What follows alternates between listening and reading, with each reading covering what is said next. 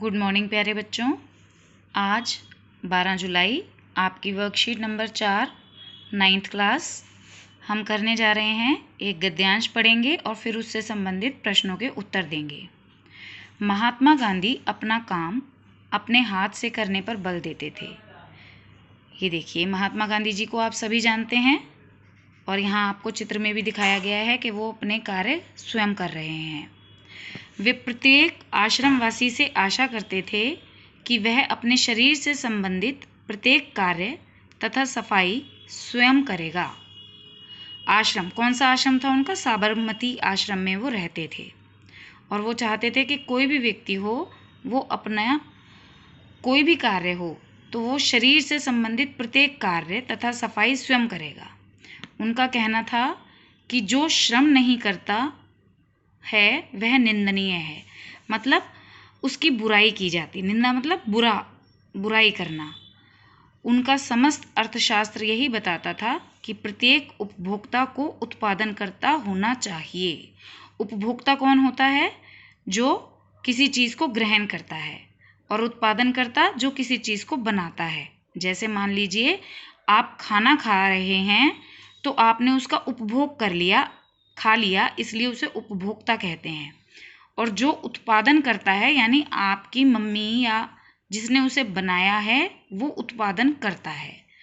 उनका कहना था जो श्रम नहीं करता वह पाप करता है और पाप का अन्न खाता है। यानी जो व्यक्ति मेहनत नहीं करता है वह पाप का अन्न खाता है। उसे खाना खाने का हक नहीं है, लेकिन वो फिर भी खाता है क्योंकि किया कुछ नहीं और सिर्फ खा रहा है। ऋषि मुनियों ने भी कहा है, बिना श्रम किए भोजन करना वस्तुतः दूसरे का हक छीनने के समान है। गांधी जी की नीतियों की उपेक्षा करने के परिणाम, उपेक्षा मतलब जो उनकी सीख थी जो हमने नहीं मानी, उपेक्षा की, अनदेखा कर दिया, उनको अनसुना कर दिया, उसका परिणाम हम आज भी भोग रहे हैं। न गरीबी कम हुई है, न बेरोजगारी पर नियंत्रण हो पा रहा है और न ही अपराधों की वृद्धि पर रोक हमारे वश की बात हो रही है। दक्षिण कोरिया के वासियों ने श्रम दान करके ऐसे श्रेष्ठ भवनों का निर्माण किया है जिनसे किसी को भी ईर्ष्या हो सकती है। चलिए अब इसके प्रश्न उत्तर कर लेते हैं। गांधी जी प्रत्येक आश्रमवासी से क्या आशा करते थे? ये देखिए, सबसे पहले ही बताया गया है, गांधी जी प्रत्येक आश्रमवासी से आशा करते थे कि वह अपने शरीर से संबंधित प्रत्येक कार्य तथा सफाई स्वयं करेगा। दूसरा प्रश्न, गांधी जी के अनुसार प्रत्येक उपभोक्ता को क्या होना चाहिए? प्रत्येक उपभोक्ता को एक उत्पादनकर्ता भी होना चाहिए। जो व्यक्ति बिना श्रम किए, गांधी जी के अनुसार पाप का अन्न कौन खाता है? तीसरा क्वेश्चन है आपका, गांधी जी के अनुसार पाप का अन्न वह व्यक्ति खाता है जो बिना श्रम किए सिर्फ बैठकर खाता है। काम कुछ नहीं करता और सिर्फ बैठकर खा रहा है, वह पाप का अन्न खा रहा है। ऋषि मुनियों ने किस कार्य को दूसरे का हक छीनने के समान बताया है? ऋषि मुनियों ने बिना श्रम किए भोजन करने वाले व्यक्ति को दूसरे का हक छीनने के बराबर बताया है।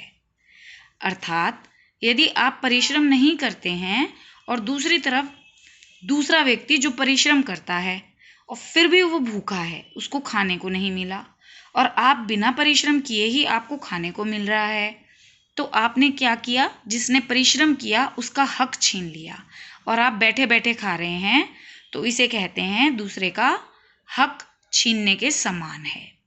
उपर्युक्त गद्यांश का उपयुक्त शीर्षक दीजिए।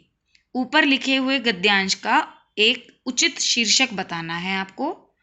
जैसे मान लीजिए मैंने दिया श्रम का महत्व या श्रमदान श्रेष्ठ दान।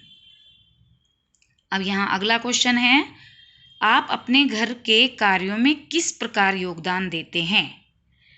आप जो भी काम अपने घर में अपनी मम्मी के साथ उनके हेल्प करते हैं या पापा के साथ हेल्प करते हैं, आपको वो लिखने हैं।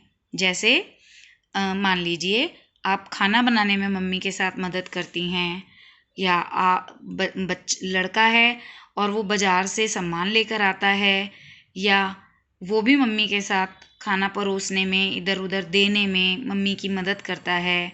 घर की सफाइयों में मदद करते हो आप, बर्तन, मम्मी के साथ बर्तन झाड़ू पोंछे में, जिसमें भी आप हेल्प करते हो, आपको वो लिखना है। थैंक यू बेटा। ये वर्कशीट आपको अच्छी तरह पढ़नी है। उम्मीद करती हूँ समझ आ गई होगी। और उसके बाद इन प्रश्नों के उत्तरों को आपने अपनी कॉपी में लिखना है, डेट डालकर। Thank you.